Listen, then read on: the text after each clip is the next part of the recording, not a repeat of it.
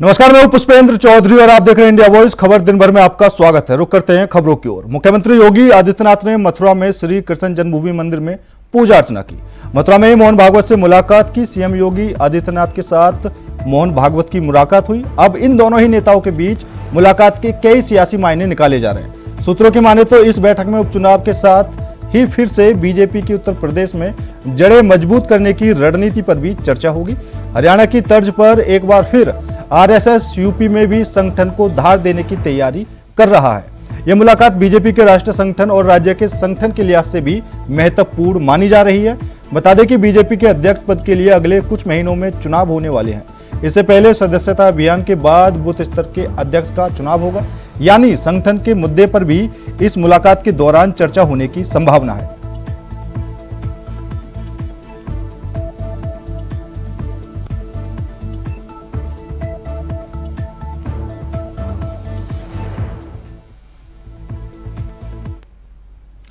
राजस्थान के विकास की रफ्तार को तेज करने के उद्देश्य से मुख्यमंत्री भजनलाल शर्मा राइजिंग राजस्थान समिट के लिए देश विदेश की यात्राएं करके निवेशकों को आमंत्रित कर रहे हैं। बीते दिनों सीएम शर्मा जर्मनी और इंग्लैंड की यात्रा पर थे।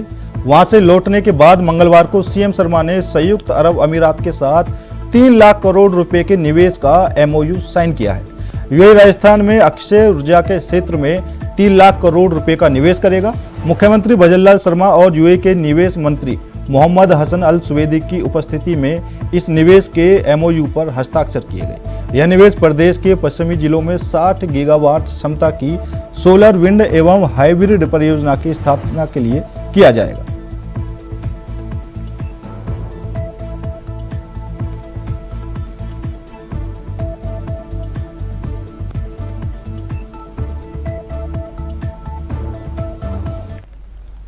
वक्फ संशोधन विधेयक पर विचार विमर्श कर रही संयुक्त संसदीय कमेटी में आज जमकर हंगामा हुआ। सत्ता पक्ष और विपक्षी सांसदों के बीच विवाद इतना बढ़ गया कि झड़प की नौबत आ गई।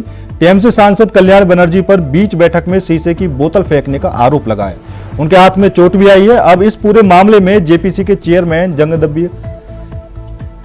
जगदम्बिका पाल की प्रतिक्रिया भी सामने आई है। इसी बैठक के दौरान टीएमसी सांसद कल्याण बनर्जी की भाजपा सांसद और पूर्व जज अभिजीत गंगवा उपाध्याय से किसी मुद्दे को लेकर तीखी बहस हो गई।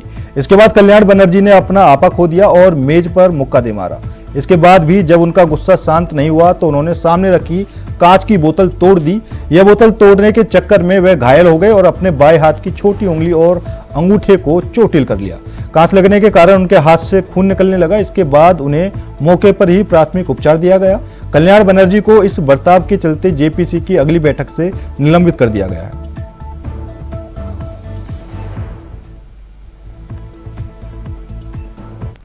हिंदू स्वाभिमान यात्रा पर निकले केंद्रीय मंत्री गिरिराज सिंह की यात्रा के समापन के मौके पर किशनगंज में जोरदार ड्रामा देखने को मिला। ड्रामा ऐसा हुआ कि नाराज होकर गिरिराज सिंह ने अपने रथ से लगातार हनुमान चालीसा का जाप करने लगे। गिरिराज सिंह किशनगंज की पुलिस के रवैये से नाराज थे।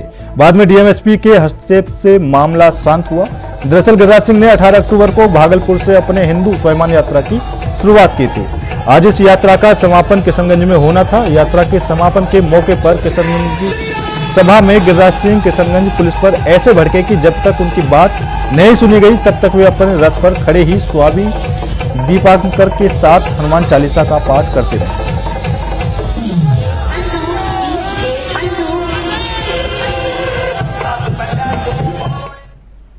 तो वहीं लखनऊ में उपचुनाव से पहले सपा ने बड़ी बैठक की है, जहां बैठक में सपा नेताओं कार्यकर्ताओं के साथ बातचीत हुई, जिसके बाद सपा अध्यक्ष अखिलेश यादव ने प्रेस कॉन्फ्रेंस की है, जिसमें उन्होंने कहा कि पीडीए नहीं बटेगा, पुलिस दवा में है तो डॉक्टर भी दवा में आ जाएंगे। सुनिए उन्होंने क्या कहा। कि जिलाधिकारी वो भारतीय जनता पार्टी के जिला अध्यक्ष बन गए हैं। अभी अंबेडकर नगर से सुनने में आ रहा है और वहां के हमारे कार्यकर्ता नेताओं ने भी बताया और प्रेस के जिम्मेदार लोगों ने भी बताया हल्का से नीचे करना कि यहाँ के जिलाधिकारी जिला अध्यक्ष भारतीय जनता पार्टी बन गए हैं और प्रधानों को ढूंढ रहे हैं, कोटेदारों को ढूंढ रहे हैं, उनको डरा धमका रहे हैं, जबकि अभी नॉमिनेशन नहीं हुआ है। उसके बाद जिलाधिकारी ये कर रहे हैं। क्या ये IAS एकेडमी में ये सिखाया जाता है? क्या ये IAS लोग इसीलिए ट्रेन होके गए हैं? इन अधिकारियों की तस्वीर लगा करके हम लोग कहेंगे कि भारतीय जनता पार्टी के अधिकारी बन गए। अधिकारी नहीं है, ये वहां के संगठन के पदाधिकारी बन गए। और फिर आज एक वीडियो वायरल हो रहा है, जो बात मैंने पहले कही थी और फिर मैं दोहराता हूं। उत्तर प्रदेश में दंगा कराने का काम बहराइच में अगर किसी ने किया तो भारतीय जनता पार्टी के नेता उसमें शामिल थे। उनके विधायक अपनी ही पार्टी के कार्यकर्ताओं पे एफआईआर दर्ज करा रहे हैं और क्या उसमें धाराएं लगवा रहे हैं कि इन्होंने षड्यंत्र किया और दंगा करवाया है। और जो एक वीडियो वायरल हो रहा है जिसमें मैं बधाई देना चाहता हूं पत्रकार को कि उसने हिम्मत जुटा करके कम से कम वो छिपे हुए वीडियो से जानकारी हासिल कर ली कि पुलिस प्रशासन था ही नहीं घंटों और उन्हें खुली छूट दी गई थी। इसी तरीके से हिटलर काम करता था। हिटलर अपने ट्रूपर्स को आगे कर देता था, अपने पार्टी के कार्यकर्ताओं को पुलिस की वर्दी पहना करके आगे कर देता था। हिटलर के जमाने में ये होता था। इस सरकार बनने के बाद सबसे पहले वो डीजीपी बने थे।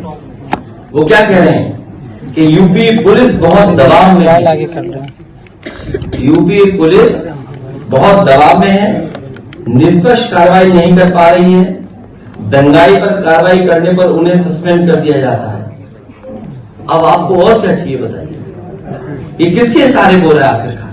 और पुलिस से बेहतर और पुलिस का सच कौन जानता होगा? सोचिए आप, अगर पुलिस के इतने वरिष्ठ अधिकारी ये बात कह रहे हैं तो पुलिस का सच पुलिस से बेहतर कौन जानता होगा? और भाजपाइयों ने तो लगता है पुलिस के हथकड़ी लगा दी है। भाजपाइयों ने पुलिस पर भी हथकड़ियां लगा दी हैं। इतना दबाव में पुलिस है। बेटियों के साथ अन्याय हो रहा है और बेटियों के साथ साथ इतना कानून व्यवस्था जीरो हो गई है कि बताइए पुलिस के साथ ही घटना हो जा रही है।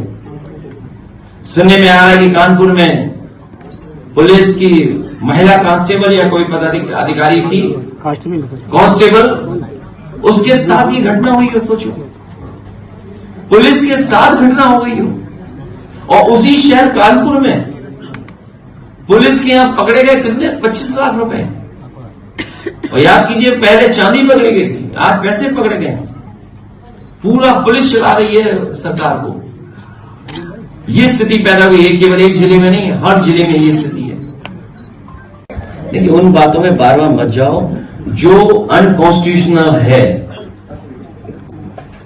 जो नियम के विरुद्ध है। जहां हत्या हुई है वहां वो जांच का विषय बनता है। ये सब किसके अधिकारी होंगे? जब बीजेपी की नियति साफ नहीं है, आप न्याय कैसे दोगे? आपको डीजीपी का स्टेटमेंट नहीं सुनाई दे रहा कि पुलिस दबाव में है, तो डॉक्टर दबाव में नहीं होंगे। और आप जानते हो कैमरा क्या दिखाता है? भीड़ है नहीं, हाथ में 2 रिवॉल्वर। ये नया जमाना है। और सोचिए बिजनौर में जो कस्टोडियल डेथ हुई है, मतलब कितनी उम्र का लड़का था? कितनी उम्र का? 18 साल। बताइए 18 साल के लड़के को मार मार के जान ले लिया आपने। 4 पुलिस वाले जेल चले गए 4। और पुलिस को जेल जाना पड़ रहा है। सोचिए किसके दबाव में पुलिस काम कर रही है आखिरकार। आप 18 साल के नौजवान की इतनी पिटाई कर रहे हैं कि उसकी जान चली जा रही है। और ये कस्टोडियल डेथ एक जगह नहीं हो रही है, पूरे उत्तर प्रदेश को इन्होंने कस्टोडियल डेथ में नंबर 1 बना दिया है। कस्टोडियल डेथ में नंबर 1 है, फेक इनकाउंटर में नंबर 1 है। उपचुनाव की घोषणा हुई तो सियासी मंथन का दौर शुरू हो गया। ऐलान जंग हुआ तो पार्टियों ने मोर्चा संभाल लिया है। बीजेपी और सपा से लेकर बीएसपी तक ने चुनावी दंगल में हुंकार भर रही है, लेकिन इस हुंकार के बीच तकरार का दौर भी जारी है। कांग्रेस और सपा में रार बरकरार है तो वहीं बीजेपी भी तकरार के मंजर में अछूती नहीं है। देखिए रिपोर्ट। किसका होगा दंगल? यूपी में सज गया सियासी दंगल। 9 सीटें बची हैं। नामांकन दाखिल करने के लिए कुछ ही घंटे हैं, मगर कंफ्यूजन ही कंफ्यूजन है। एनडीए में पेच तो इंडिया में दरार है। किसका किससे होगा करार? सब कुछ हो जाएगा कुछ ही घंटों में साफ। मंगलवार है डेडलाइन, किसी भी वक्त आ सकती है बीजेपी की सूची। जी हां, 9 सीटों में सिर्फ एक सीट मीरापुर आरएलडी को दी गई है। 8 सीटें अपने पास बीजेपी ने रखी हैं। अभी तक प्रत्याशी के नाम का इंतजार हो रहा है। वहीं कांग्रेस भी कर देगी उपचुनाव पर औपचारिक ऐलान कि वो चुनाव लड़ेगी या फिर नहीं। जी हां, यूपी में उपचुनाव की तस्वीर कैसी होगी, कुछ ही घंटों में सब कुछ साफ होने वाला है। भाजपा किसी भी वक्त प्रत्याशियों की सूची जारी कर सकती है।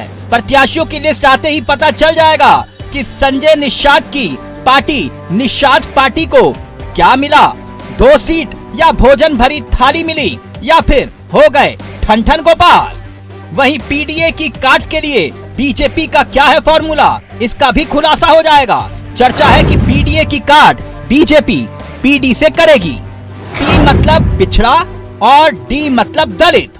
वहीं कांग्रेस की तरफ से ये साफ हो जाएगा कि वो उपचुनाव में हिस्सा लेगी भी या सिर्फ बाहर से ही खेलेगी। ऐसे में सवाल ये कि कैसा होगा सेमीफाइनल वाला यूपी का ये उपचुनाव। Bureau report, India voice, Lucknow. UP में उपचुनाव की तैयारियां जोरों से चल रही हैं। इसी बीच लखनऊ के इंदिरा गांधी प्रतिष्ठान में सीएम योगी ने सिल्क एक्सपो का उद्घाटन किया। साथ ही सीएम योगी ने 16 कृषकों और उद्यमियों को सम्मानित भी किया। इस दौरान सीएम योगी ने आगे कहा कि उत्तर प्रदेश देश का पहला राज्य है जिसने अपने परंपरागत उत्पाद के लिए नई पॉलिसी बनाई है, जिसे एक जिला एक उत्पाद का नाम दिया है। सरकार ने इसे उत्पादन, पैकेजिंग, मार्केटिंग और डिजाइनिंग से जोड़ा है। यूपी में 75 से ज्यादा उत्पादों को जीआई टैग मिला है। सबका भी मैं इस अवसर पर अभिनंदन करता हूं। हम सब जानते हैं कि एक नारा हमारे यहां सदैव से प्रचलित रहा है, रोटी, कपड़ा और मकान का।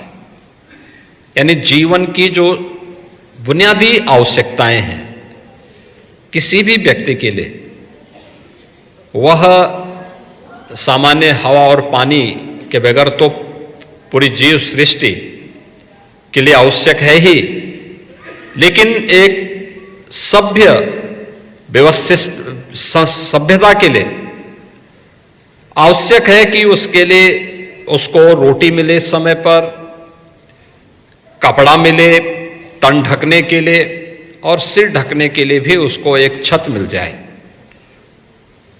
तो एक सभ्यता का विस्तार इस रूप में आगे होता है। कपड़ा जीवन की एक आवश्यकता है, और ये न केवल जीवन की आवश्यकता है बल्कि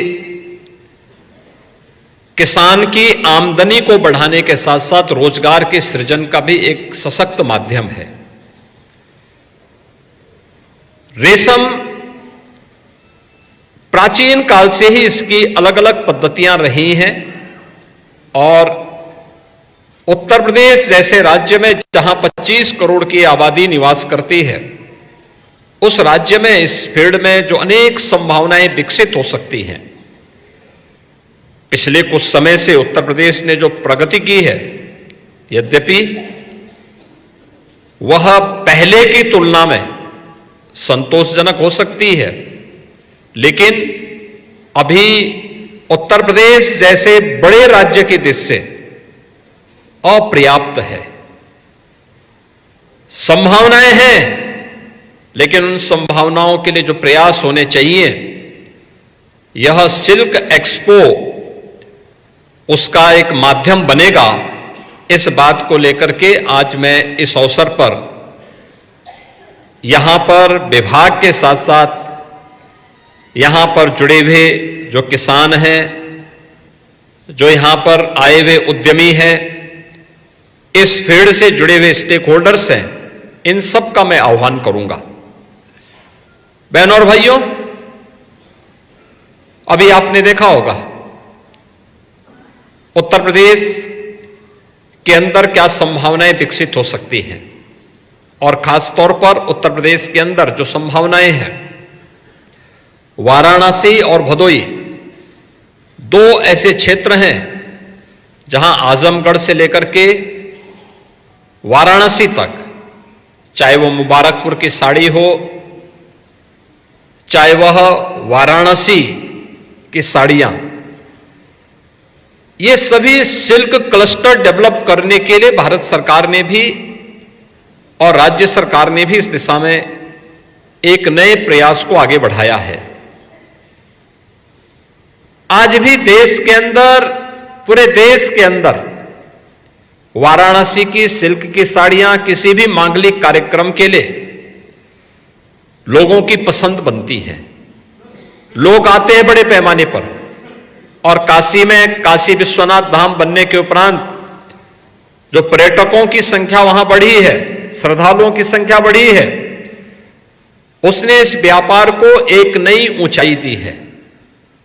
आज वाराणसी में एक्सपो मार्ट के माध्यम से ट्रेड फैसिलिटेशन सेंटर बनने के उपरांत इसमें काफी वृद्धि हुई है, काफी तेजी के साथ देखने को मिल रहा है। अब हम लोग जब आजमगढ़ में भी जाते हैं, मुबारकपुर के साड़ी के उद्योग से जुड़े हुए उद्यमियों से बातचीत करते हैं, या वाराणसी के अंदर हम लोग जाते हैं, या मिर्जापुर और भदोई के अंदर जाते हैं और इस सिल्क क्लस्टर के बारे में इसकी प्रगति को देखते हैं, तो लगता है कि इसमें बहुत गुंजाइश है। या उत्तर प्रदेश में पीएम मित्र पार्क, जो टेक्सटाइल पार्क का एक बृहद रूप यहां पर आज आने जा रहा है लखनऊ में, लखनऊ हरदोई बॉर्डर पर लगभग 1000 एकड़ क्षेत्रफल में टेक्सटाइल से जुड़े हुए अलग अलग उद्योग यहां पे लगने जा रहे हैं। ये उत्तर प्रदेश की उन संभावनाओं को प्रदर्शित करने का एक माध्यम है जो यहां पर होने जा रहा है, लेकिन रॉ मटेरियल तो यहां पर हमें स्वयं ही तैयार करना होगा। उत्तर प्रदेश के वाराणसी में विवादित ज्ञानवापी परिसर में स्थित वजूखाने का सर्वेक्षण एएसआई से कराए जाने की मांग को लेकर दाखिल याचिका पर मंगलवार 22 अक्टूबर को इलाहाबाद हाईकोर्ट में सुनवाई हुई। इस दौरान वादी राखी सिंह की तरफ से कोर्ट में 2023 की एएसआई रिपोर्ट कोर्ट में पेश की गई। वहीं कोर्ट में मामले की अगली सुनवाई 8 नवंबर को होगी। अक्टूबर को हुई पिछली सुनवाई के दौरान हिंदू पक्ष की तरफ से एक वादी लक्ष्मीदीन ने हल्फनामा दाखिल किया था। इस हल्फनामे में साइंटिफिक सर्वे की मांग की गई। वहीं मुस्लिम पक्ष की तरफ से भी जवाबी हल्फनामा दाखिल किया गया। अनुमम इंतजामिया मस्जिद कमेटी ने कोर्ट में अपना पक्ष रखा था, तो वहीं राखी सिंह ने मुस्लिम पक्ष के हल्फनामे का जवाब दाखिल किया।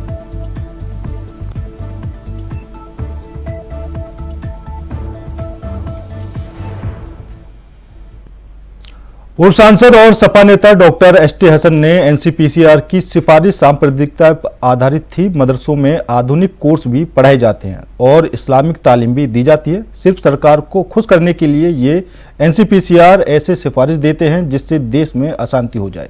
मुराद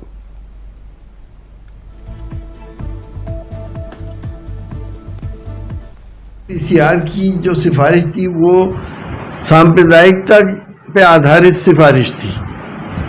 मदरसे जब अंग्रेजों के ज़माने से पहले से चल रहा है, यही मीडियम था एजुकेशन का।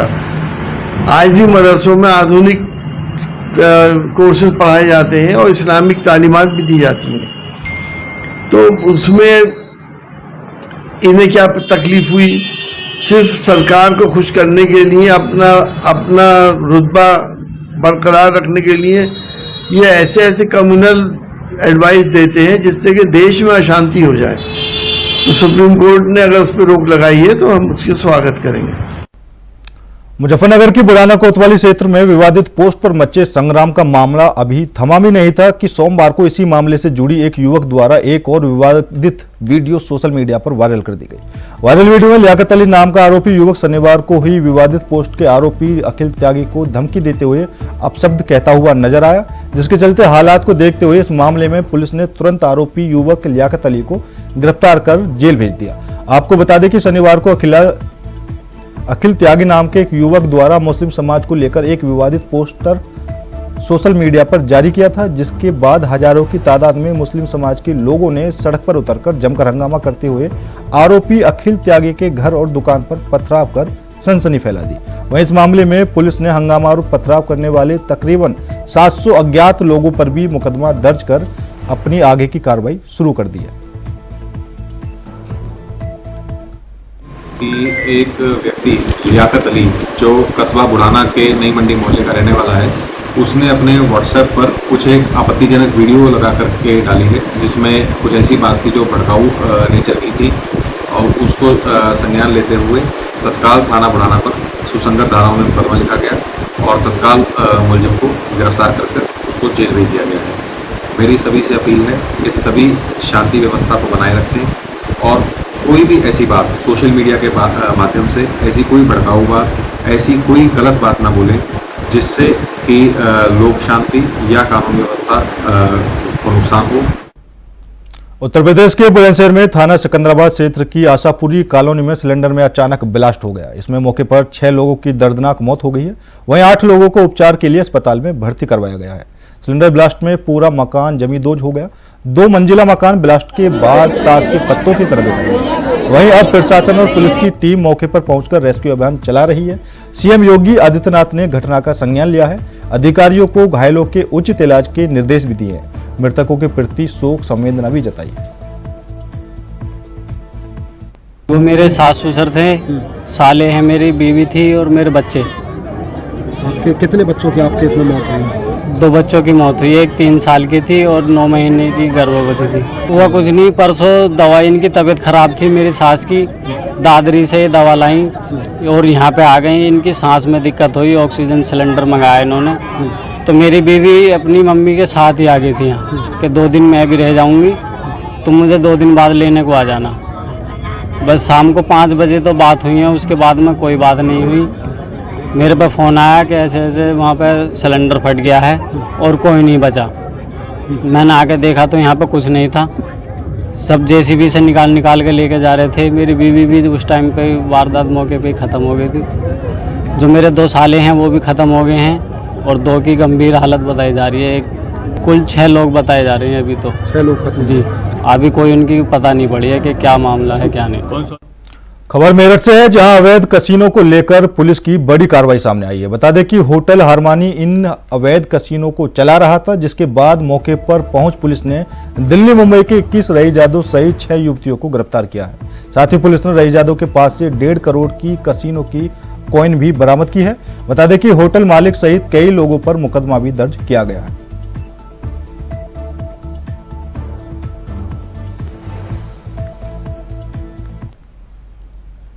इंडिया वॉइस की खबर का बड़ा असर हुआ है। रुदौली तहसील क्षेत्र के ग्राम पंचायत सहबाजपुर के सराय दौलत में बन रहे पंचायत भवन पर सालों से अतिक्रमण था, जिसकी वजह से पंचायत भवन का निर्माण कार्य बाधित था।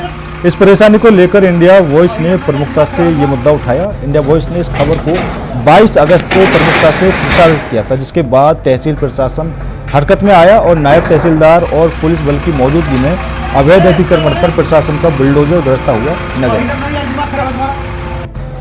जमीन पर अवैध कब्जा था, जिसके संबंध में कोर्ट से ऑर्डर भी हुआ था। तो इसी के संबंध में इनको नोटिस दी गई थी और आज कार्रवाई के लिए नियत था दिनांक, तो आज इनका कब्जा हटाया गया है। फिलहाल मेरे साथ इस बुलेटिन में इतना ही। बाकी देश और दुनिया की तमाम खबरों के लिए देखते रहिए इंडिया वॉइस।